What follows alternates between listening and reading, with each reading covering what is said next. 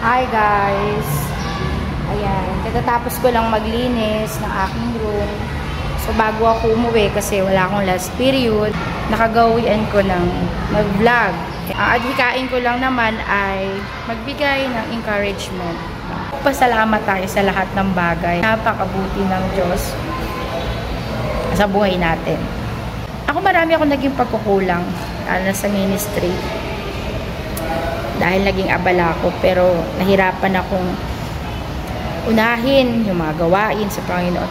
Pero alam nyo, may mga bagay na nagagawa natin, na inuuna rin natin yung Panginoon, kahit hindi tayo nakikita sa simbahan. Una yung pagdarasal. Pagpupuri mo sa Kanya sa pamamagitan ng makalangit na awitin. Kasi minsan, hindi naman lahat ng nagsisimba, yung puso nila ganun kabuti. Ganun kadalisay. Sabi ko nga, nandoon sa puso yan. Pero, Diyos lamang ang makakapaghusga. So, lahat, ini-encourage ko na magpatuloy tayo, guys. Magtaka ka kapag hindi ka nakakaranas ng hirap. No? Ako nakakapagsalita ako ngayon kasi sa dami ng naranasan na mabigat, pero yung Diyos kasi dun, yung pagmamahal ni Lord sa atin, iba siya. At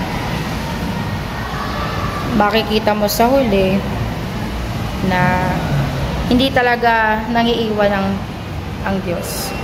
Maaring tayo lang, pakiramdam lang natin kasi minsan nahihiwalay na tayo sa plano niya. Ang pinakasolusyon, isuko natin lahat sa Diyos kasi walang imposible sa Diyos. I hope nabigyan ko kayo ng encouragement kasi based din sa buhay ko, ganun din nangyari. Maaari akong husgahan ng iba pero hindi nila alam Christian ako. Hindi mo naman kailangan ipangalandakan niya. Nakikita yan sa buhay natin.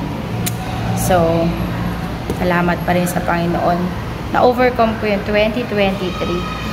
Actually, napakaraming taon na ipinakikita ng Diyos yung mga niya. Milagro sa buhay ko, ang pagpapala niya. At alam ko ngayon 2024, kakayanin pa. Naisin na natin na sumunod sa Diyos. Kilalanin siya ng personal. Ang kailangan mo na lang gawin ay sabitin sa iyong mga labin na siya ay Diyos mo at humingi ka ng tawad.